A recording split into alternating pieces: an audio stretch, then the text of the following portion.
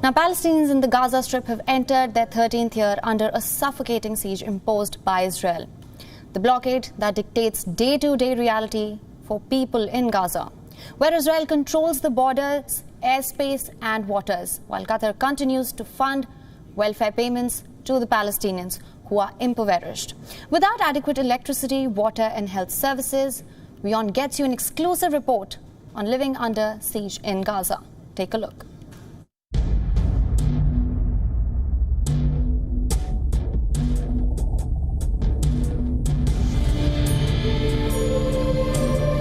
This is a part of the world where I couldn't have reached without going through underground tunnels.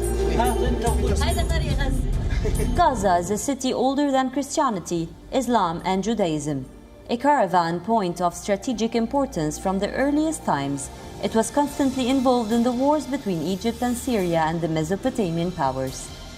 Hamas and Israel reached the Qatari brokered deal on August 31st.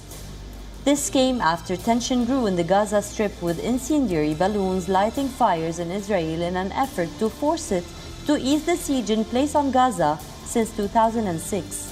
So with the latest understanding, will the 14-year-old siege end? What has been Gaza under siege? We bring you to a throwback from the year 2013, as the situation till date remains the same. Today, amidst the Israeli-Palestinian conflict still on, Gaza is a besieged strip measuring 360 square kilometers. The only way there is through Egypt, so I flew to Cairo first. From Cairo, with an Egyptian taxi driver crossing over the Suez on a bridge named Peace Bridge, we reached the Sinai Peninsula.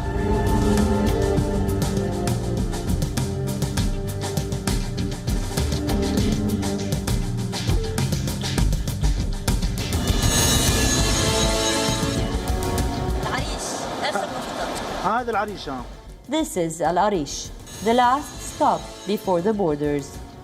When I reached Rafah, the official borders were closed because there is a blockade on Gaza. So I had to go with the locals to this other area where the houses have hidden rooms leading to the underground tunnels. It is somehow like a bus stop moment. This man is a Tunisian on his way inside too, to stand in solidarity with the people of Gaza. As we emotionally wait, the colleagues who work in Gaza radio stations were able to get me a permit, and I was allowed in the tunnel. It is a 4-minute walk with the dangers of death any moment. Israel could bomb us here, or simply the tunnel might collapse. Why the tunnels?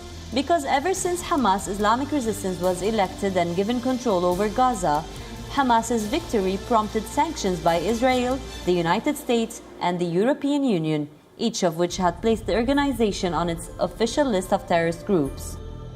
A series of sanctions that included power cuts, heavily restricted imports and border closures.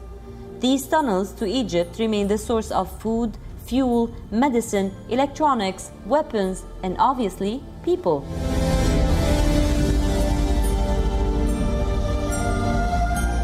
Inside Gaza, the only self-governed Palestinian piece of land, we get to have a closer look on what Hamas is and how it governs.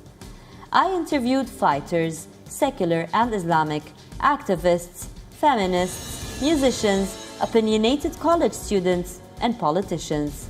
I found out that Gaza people are not all so happy about the Islamic Hamas's government, but when under war, there's no luxury to oppose the armed group defending you, some said. I found out that there is an Orthodox church and around 1,500 Christians living here. I found that they use the Israeli currency and export agricultural products. Regardless of the high levels of poverty and overpopulation here, some of the politicians managed to make millions of dollars.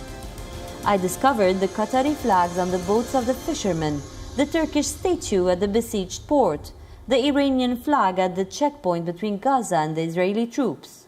I discovered that Hamas is the link between Iran and Qatar, and that Gaza might be their common ground. I met this man who was injured in the war but kept on fighting, till he later was killed while protesting with a flag, and now is known as one of the bravest martyrs of Gaza.